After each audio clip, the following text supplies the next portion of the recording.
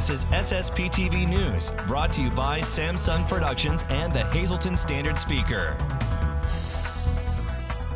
It's a problem plaguing communities across the country, the heroin and opioid epidemic. Tonight, details on an important forum planned for our area that will focus on the problem and possible solutions. Happy Monday, everyone. I'm Lisa Sugart in tonight for Ken Cara. Thank you for watching SSPTV News, your place for 24 hours of your hometown news and information. We begin with headlines from SSPTV and the Hazleton Standard Speaker. State Representative Tara Toohill and State Senator John Udicak have teamed up with United States Congressman Lou Barletta to host an important program Thursday. The focus will be on the heroin and opioid epidemic. It is a major problem plaguing not only our area, but communities everywhere. I'm talking about the heroin and opioid epidemic. And a special forum is being planned for our area to discuss it. Here to tell us all about it is one of the organizers of this event, State Representative Tara Toohill. This is crucial. This problem seems to be growing by leaps and bounds, and I know lawmakers are trying to do something about it. Yes, so it's a huge crisis, not just in our community, but across Pennsylvania and across the United States. So we've teamed together, Congressman Barletta, as well as Senator Udicak, and we're having a huge opioid forum. It's going to be at Hazleton Area High School on May 11th. So we welcome the whole community to come, kids, parents, grandparents, just members of the community that are concerned. This is something that we can no longer close our eyes to. We can't have denial about. There's about 2 in every 10 people that are prescribed opioids, 2 in 10 that are prescribed that will become addicted. Huge, huge numbers. We're losing young people, we're losing old people in this community. In Pennsylvania, we're having about 10 people die a day. So this is worse than the car crashes that we have of people dying. 10 people a day are dying from this. So we need to come together as a community. We're very excited. Senator Udicak and Congressman Barletta, in a bipartisan effort, are coming together. They've done this before and they've made great waves. And really, we need to just be open, talk about it, and get as much information out to the community as we can. What do you hear from your constituents? You were telling me that some people think, well, it's not going to happen to me. Yes, so people are very trusting. You have to lock up your drugs. If you have drugs in your house, you have old pills, you can return them to the pharmacist. You can give them to Drop the Drugs location, or lock them up. Lock up the drugs. You'll have, grandchildren come over and visit. Maybe your neighbor has to use the bathroom while they're on a visit. And really, people that are drug addicted, they're so desperate. The nicest, most wonderful people are being struck with this illness. So it's not about trust. It's not about that at all. You really have to lock up these items and keep them away from anyone that's falling prey to this disease. And not only is that the problem, but then it's leading to crime in our community as well. So then you have another problem. Yes, so then you would have to charge your neighbor with crime against you. So just take away that temptation would be the best way to go, because these individuals find themselves doing terrible things. Their brain changes. So we're going to be learning about that, like what happens to the brain on painkillers, what happens to the brain on heroin. And we need to just have as much information out there for kids out there. It's not something that you can experiment with. It's not something that people can control. It's very, very scary. And we need kids out there, grandparents, parents, everyone to know this information. We're going to talk about it, take away the stigma that it can happen to you. It can happen to anyone in our families. And a lot of times it happens when someone gets an injury, they're prescribed too many medications by the doctors. And we have we have pause out there to be scared and to want to do something about this. So this is a great forum. We're coming together. It's a huge forum. So you're all welcome to come and just become part of the conversation and get as much information as you can. Well, hopefully all our viewers out there will be interested. This is a serious problem plaguing everyone and all communities. So again, this special heroin and opioid epidemic forum, 5 till 7 p.m. at Hazleton Area High School this Thursday evening. Everyone should be there. And Representative Toohill tells us you don't have to register or RSVP in advance, just show up on Thursday night. A West Hazleton man with an outstanding warrant is facing new charges following a shooting incident yesterday. Hazleton police were called to the area of 4th and Carson Streets around 7:20 a.m. for a report of shots fired. When they arrived on scene, officers found several spent shell casings in the roadway. According to police, 3 males were seen fleeing the area. Officers engaged in a lengthy foot pursuit. They apprehended 20-year-old Cahill Campos of Hazleton. Police retraced the pursuit route and recovered a .45 caliber handgun. The gun was later determined to be stolen from West Hazleton.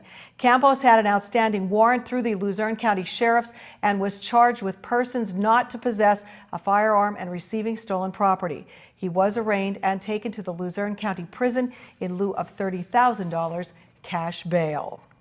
Well, it's a constant concern for all police departments, phone scams. And now a West Hazleton man is facing felony charges in connection with a scheme that targeted an 80-year-old man in Florida. 22-year-old Anthony Mercado of West Hazleton is charged with theft by unlawful taking and dealing in proceeds of unlawful activity.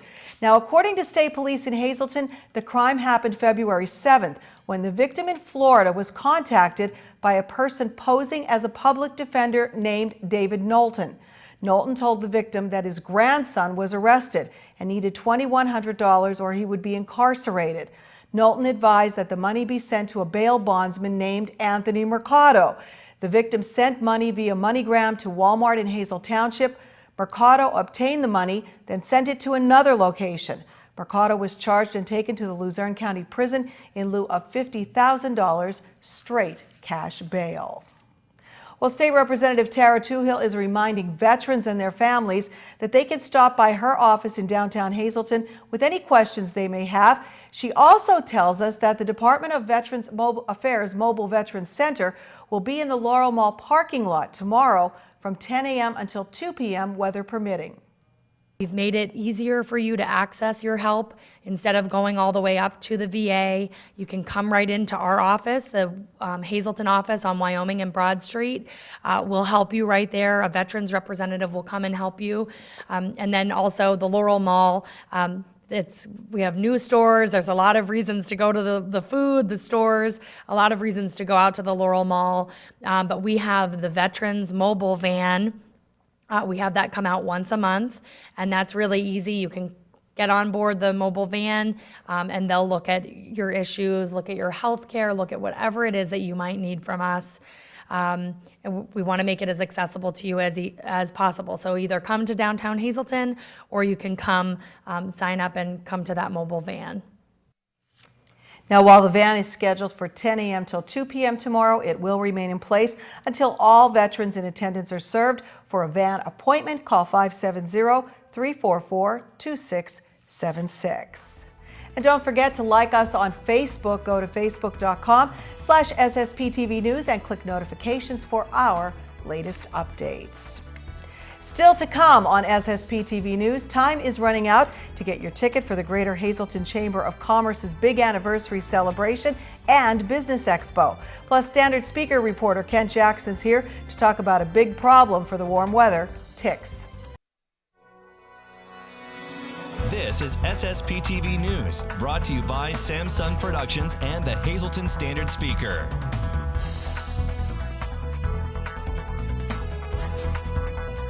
Leanne Falabelle, the Vice President of Marketing for the Greater Hazleton Chamber of Commerce, is back with us. Leanne, I know that you had told us about your upcoming big event for the year, the 125th Anniversary and Executive Business Expo, but you want to put a reminder out there to everybody because it's not too late to get a ticket to come.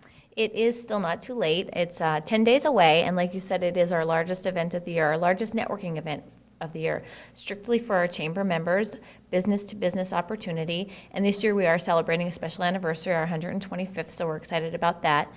The program starts off at 5 p.m. with a champagne toast. We'll have a short program, and then immediately following that is our Business Expo, where we'll have well over 30 businesses participating in that expo. So we want to just invite our chamber members, if you haven't already RSVP'd, to come out to the event.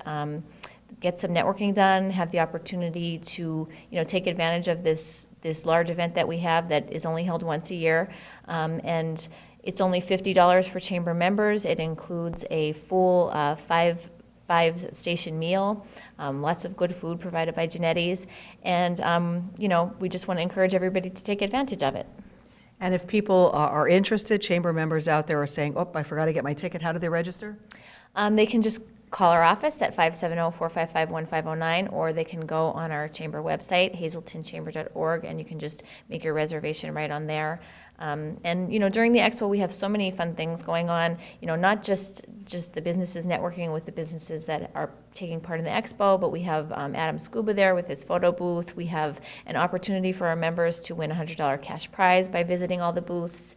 We're going to be featuring our new social media app that our attendees can download on their phone, and so that'll be available. It's called Socio, and lots of door prizes, a lot of fun things going on, and just most importantly, like I said, just the opportunity to network with the members. That's the whole reason we put these events together for our members. What's some of the feedback you get each year, because so many people do attend this? Yes, we have well over 300 people attend, so wow. It's always a very, very well attended event, and it's just that opportunity to expose your business. Even if you don't have that booth at the expo, meet the businesses that are set up. Bring your business cards, exchange information. You think that you know everybody in this town, but really when you come out to these events, there's a lot of different businesses, a lot of people that you don't know, and just the opportunity to promote yourself and your services and what you have going on within your organization. We kind of fall into habits. We talk to the same people all the time, so this helps you to get out and meet new people and possible new clients as well, so it is great for business. Exactly, that's what it's all about. All right, so if you haven't signed up yet, the 125th Anniversary and Executive Business Expo for the Greater Hazleton Chamber of Commerce, Thursday, May 18th at Genetti's, beginning at 5 p.m. with their short program, followed then by the expo. Please go to hazletonchamber.org or call the chamber for your reservation. Time now for weather on SSPTV News. It was a sunny day today in downtown Hazleton, but on the chilly side. Well, let's see if the temperatures will rise anytime soon. Here's your local forecast from the National Weather Service. Tonight, expect areas of frost, otherwise cloudy skies, low of 36 degrees. Looking ahead to our 4-day outlook, on Tuesday, frost in the morning, then partly sunny, a high of 51. Cloudy Tuesday night with a low of 39 degrees. Sunshine Wednesday, a little bit warmer, a high near 60. Partly cloudy Wednesday night with a low of 40. Thursday looks partly sunny with a high of 61. Cloudy overnight with a low of 42 degrees. Then for our Friday, partly sunny skies. There is a chance of some showers. High again around 61. Showers at night under cloudy skies with a low of 45 degrees. Tonight's weather is brought to you by Valley High Food Drive-In, the area's oldest ice cream and fast food restaurant. We're open weekdays 3:30 to 8 p.m. Stop by for our ice cream and yogurt, now featuring fat-free, no sugar-added soft frozen yogurt with flavors like vanilla, strawberry, and strawberries and cream. We also have burgers, hot dogs, fries, and much more. That's Valley High, Route 93 in West Hazleton, and like us on Facebook. The warmer weather is finally here, and so is one of the hazards that we have to deal with, and that is the ticks. Here to tell us all about it is our good friend Kent Jackson. You know him from our media partner, the Hazleton Standard Speaker, where he is a reporter and outdoor man as well. And he is also the host of Outdoor Exploring right here on SSPTV. Kent, you're outdoors a lot. How serious of a problem are ticks? Well, it's something that I've become accustomed to looking for every time I go outside now, whereas 5 or 10 years ago, I never thought about them at all. I was more worried about mosquitoes, but ticks are the number one pest for me now, I think. And they're serious because they carry disease. Right. The Lyme disease especially is something that if you get and you don't realize you have it, it can years later develop life-altering symptoms that you don't want any part of. So how has your routine changed? What do you do differently now when you go out so you can avoid them? If I'm going on a bicycle ride in the woods, for example, usually with a group of friends, somebody remembers to bring insect repellent, and that's a good help.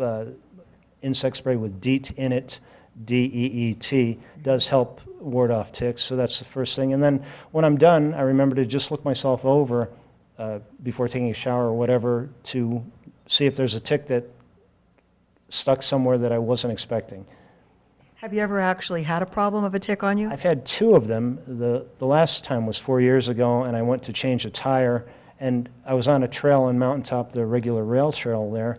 Had no problems on the trail, but as soon as I moved to the side of the trail where there's some higher brush and grass, a tick jumped right on me while I was changing the tire. I quickly brushed it off, and that's no problem. When you get rid of a tick quickly, they won't bother you. Ticks have to be attached for 12 or even some people say 24 hours before they're going to start injecting their disease-causing organisms into you. It's a concern, and we don't even have to be out on a trail to have that concern because they're carried by the deer as well, and my backyard is full of deer, so they're in my backyard, and my dog had one on her as well. Sure. I'd tell people anytime you're outside now, in your garden, in your yard, at the city park, don't be surprised if there are ticks there. We have them in every county in Pennsylvania, and Pennsylvania is a state where year by year there are more incidents of Lyme disease than any other in the nation. So what advice, you did say about using the spray. Any other tips for people so they can avoid them? One of the fallbacks that people recommend are wearing light-colored clothes. That way the tick shows up better, and you can more easily remove it. Ticks can be very small, like a pencil point to the size of a pencil, half of a pencil eraser maybe. So to look at them and distinguish them from a mole or hair on my arm or something is not always easy. So that's one thing you can do. Well, it is a worry. We all have to pay attention, I guess. If we think we have something and we think we're concerned, I guess best advice, go to see the doctor. Right. After you get a tick bite, some people, maybe 40 or 50% of them, will develop that bullseye rash, which is red on the outside but white in the center, skin colored in the center, and that's a good indication right there. But if you get flu-like symptoms even without that kind of rash, and you know you've been exposed to a tick or been somewhere where ticks were likely to have been present, it's a good idea to talk to your doctor. They can do a blood test to see if you have Lyme disease, and then with early detection, a course of antibiotics is probably all you'll need to set yourself right. And it's good advice for humans and for the pets, because like I said, my dog did test positive for Lyme disease. She did have a tick, and we had to put her on antibiotics as well. So we want to keep everybody safe, so be aware of the situation and just take the proper precautions so that you can stay safe. Time now for the green screen, your Pennsylvania midday winning lottery numbers. Pick 2, 5, 7, pick 3, 8, 1, 1. Pick 4, 2, 6, 5, 2, and pick 5, 2, 4, 7, 1, 0. Ron Marchetti's in next in sports.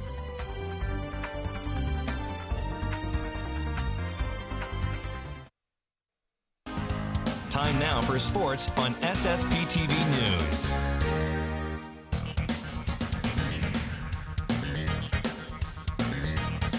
Time for more trivia treats. Hi, everybody. On this second Monday in May. Since this Kentucky Derby Eve, let's do a Kentucky Derby trivia. Try to remember this. On this very day, in 1959, 58 years ago, English-bred horse Tomai Lee won the Kentucky Derby at Churchill Downs in Louisville, despite the first foul claim in the race since 1880. Both Tomai Lee, ridden by Willie Shoemaker, and Sword Dancer, whose jockey was Bill Boland, bumped several times during the stretch. Coming from behind, Tomai Lee won by a nose. Jockey Boland claimed a foul, and race stewards reviewed the film. They deliberated for 17 minutes before declaring Tomai Lee the winner. It was a moment of redemption for Shoemaker, who lost the Derby in 1957 to Iron Liege by a nose while riding Gallant Man when Willie misjudged the finish line and stood up in his stirrups. Shoemaker was the winning jockey aboard Swaps in 1955 and then tasted victory again with both Lucky Debonair in 1965 and Ferdinand in 1986 at the age of 54. Staying with horse racing, 12 years ago in 2005, on this day, at a 50-1 odds, Giacomo won the Kentucky Derby. No horse with longer odds had crossed the Derby finish line since Donerail won at 91-1 in 1913. Unbelievable. Finally, Johnny Mize of the Cardinals belted 3 home runs at Crosley Field in Cincinnati in an 8-8 game that was called because of darkness after 14 innings. The game was a makeup for the postponement of a scheduled early game in April when floodwaters swamped the Cincinnati ballpark. They didn't have lights either. In 1940, till Friday, it'd be a good sport. And stay loose. Good evening, everyone. Here's tonight's Talk of the Town. The West Hazleton Baseball Association will be having a hoagie sale sponsored by Jonathan's Nest. This event will be on Wednesday, May 17th from 7 a.m. to 5 p.m. at Jonathan's Nest. Hoagies will be $5 each, and orders must be placed by May 12th. People who ordered hoagies may walk in to receive their hoagies, or they can have them delivered.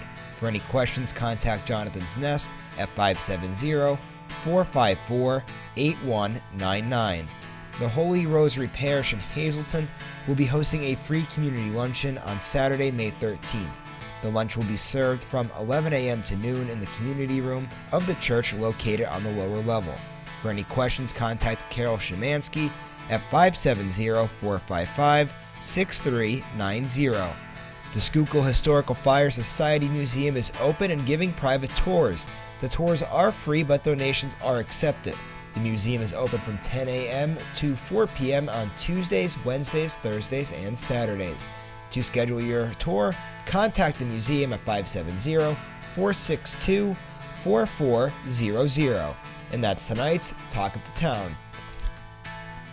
SSPTV News would like to send their sincere condolences to the family and friends of these recently departed. Frank J. Ferrace, Lake Clark Shores, Florida.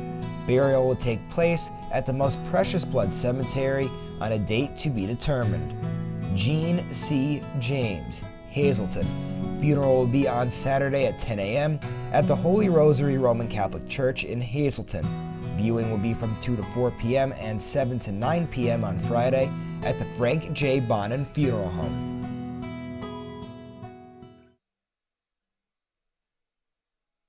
Attention pay-per-view subscribers, if you see your name on SSPTV News, you will have 13 minutes to call in and win a free movie from Service Electric Cablevision. Tonight's winner is John G. Irvin Jr. from Ashland. Call now at 570-455-7267, extension 104 to claim your free movie. Thank you so much for joining us for SSPTV News tonight. Remember to download our free SSPTV app to keep up with all the shows here, especially SSPTV News. Kenny's back tomorrow. Have a great night, everybody. We'll see you then. Watch us online anytime at ssptv.com and follow us on Facebook and Twitter.